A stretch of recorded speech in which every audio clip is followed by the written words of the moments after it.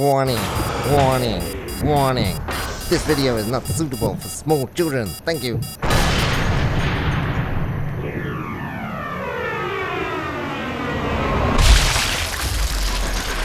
Welcome to my review of Sniper Elite 3 Ultimate Edition on the Nintendo Switch. My name is Juan Romero from SwitchWatch. And for those of you that are new to the channel, a massive warm welcome from all of us here at SwitchWatch. Thank you so much for joining. Over 1,000 in the last 3 days, which is just incredible.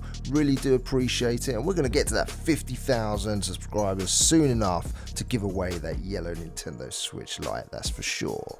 So if you are new here and this is your first SwitchWatch video, join all of our other Switch Watchers, hit that subscribe button and that bell notification for you to be in the draw. I'll also put some videos of the series that we do at the end of this one so you can check those out. Now let's get into this review.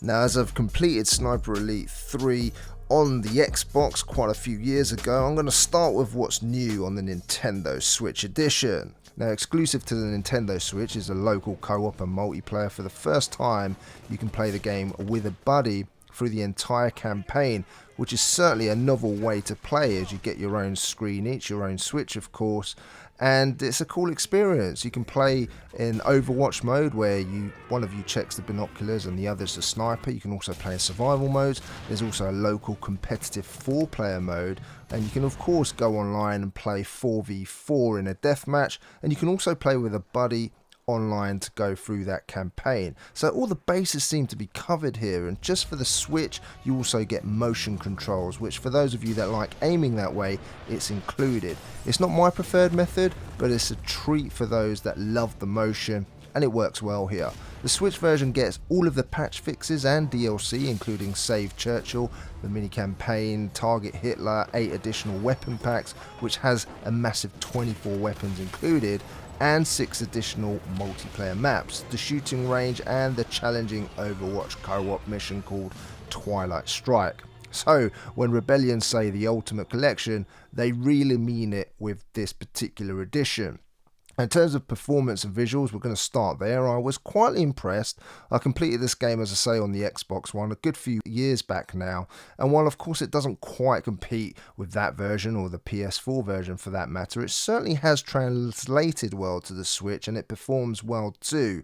No slowdown that I encountered throughout, which is always a worry when it comes to some of these ports, but Rebellion seem to have done another sterling job, like in Sniper Elite V2, which if you haven't seen, check out my review by clicking on the top right hand banner. Now, there are some compromises that you need to be aware of. The game does run at 30 frames per second, but it's not something that detracts, especially on this game, because it's a much slower pace. Now, docked takes a slight hit, running at less than the 1080p which games can run at, which is a little bit disappointing, but it's a trade-off to keep that performance at peak levels. Handheld looks good too. I loved playing it in this mode, although the scope can look tiny, which was a little bit annoying, and if you're going to play on a Switch Lite, the screen's even smaller and you have to squint just that little bit more. I do like the colour palette used in this game. I've always liked it here, and it's just nice and vibrant. Effects, while a little bit toned down in the Switch version, still look decent. Of course, one of my favourite things is the X-ray vision. I love that when you line up that shot and everything slows down and you see that bullet destroy human body parts, whether it's the head, chest, or of course those testicles in all its glory. Cue my friends grabbing their nether regions and making funny noises every time, which of course makes me laugh. Now, in terms of the story, the narrative has always been rather loose. It's not one of those games where you're going to be on the edge of your seat for the story. Rather, the narrative sets you up for the levels, and it, sort of take it from there. Now, gameplay is where it's at. It's always been about stealth, and one of the things about this game that just always has felt right for me is the sniping, which you'd want it to be right. Each iteration has further improved than the last, and here is no exception. Where the last one was more of a linear experience in terms of the linear levels, the design in part 3 is excellent, allowing you multiple routes and ways to take out your foes and to complete the levels, whether it's up a tower for a better vantage point or creeping up behind a foe to take them out stealth style. now, or with a knife if you want to. The AI was never Sniper Elite's strongest point. Here, although slightly improved with the patches, they're still for the most part a little bit thick, often running straight up to you for them just to be shot. So it's not improved that much, unfortunately. If you get close to an enemy, a little round circle above their head starts to rotate and then turn red once they've noticed your presence, and then all hell can break loose and they start shooting you from all over the place. That's your cue to do a run up, and it's still rather too easy to run away and hide for a while until things calm down, and you can then plan again and strategize as to how you're going to get through that level. Now, you do have differing difficulty levels to make the game harder. There are a number of upgrades for your sniper, binoculars and so on, and missions usually involve taking out the Nazis, and missions will vary, but most of the time it amounts to the same thing, which is taking out a bunch of foes, finding the best way to do it without getting killed yourself. There is some variety in the levels and they do differ slightly, but for the most part missions are fun. It can get a tad repetitive. There are lots of weapons you can play around with, but I never felt as comfortable with those as I did sitting back, getting my binoculars out, surveying the lay of the land, and then strategizing points on the map to best place myself to take out foes with some well-aimed shots. I love the way that you can use noise to disguise your shots, for example. For me, it was just not as satisfying getting into combat in close quarters, and to be honest, it's not the game's strongest point. Not for me anyway. It's all about finding a spot, seeing a foe from afar, holding your breath, and then firing a well-placed shot to the nuts.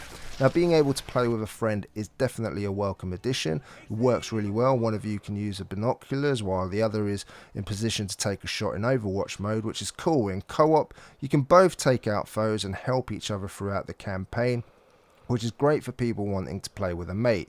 Just remember though that you will require 2 copies of the game for this mode and more for the local deathmatch. Players can play online in teams of 4, but play against a good team and you'll get taken out relatively quickly if you don't know the terrain well. So it's best that you get through that campaign first. Do some survival modes to sharpen your skills also.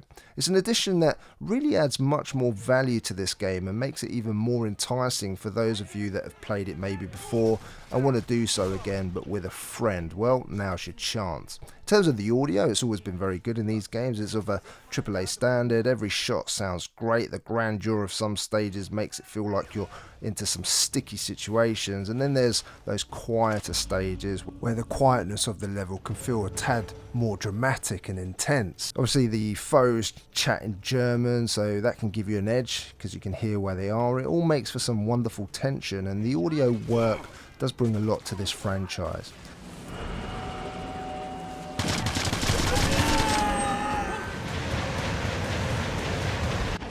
Wachsam bleiben. Was?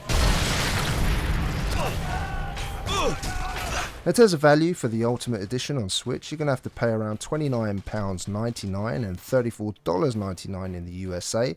We've now been approved. Fantastic news for Amazon links in the US, so feel free to purchase using our links to support the SwitchWatch team if you're going to buy the game anyway.